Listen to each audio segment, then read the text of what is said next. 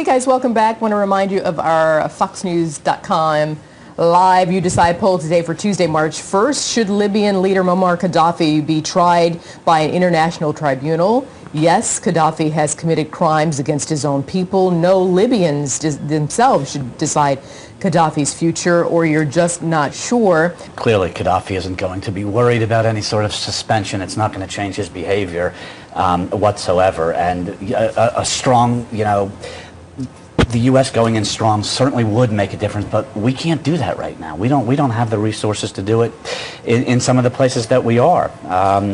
So I think that's a really difficult position to be in. Well, go ahead. Logistically, we are stretched, but they're trying to find some Marines to get on one of the vessels that's about to go up the Suez Canal to get into the Mediterranean. Right. Well, we're negotiating against ourselves at this point by talking about how we didn't want to respond because we had Americans that were still in harm's way. But when you look at what David Cameron has done, sending special forces in to rescue the Brits out. Yeah, it just doesn't seem to be much of a coordinated response.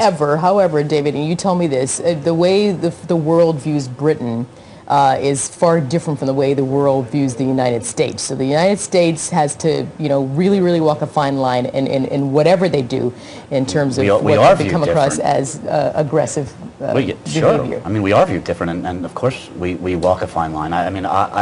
If we could and if we had the resources, I think this is much more important than Iraq was at the time, but we don't have the resources, so I'm not sure what to do.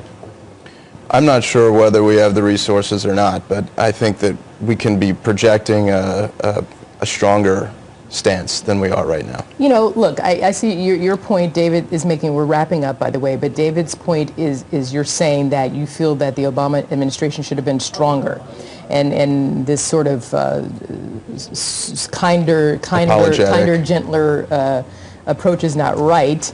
But at the same time, you also said that no matter what you do with this guy, it doesn't matter. So, you can't, can't blame them for trying something different. I'm not sure it doesn't matter, because going back to 2003, he was willing to cooperate when he was afraid he might be ousted. But the difference here, though, is the people came and they precipitated the uprising. So now you have chaos inside. So he's like turning into, his true colors are coming out. So this is true, and I think we should be supporting them. Supporting the people.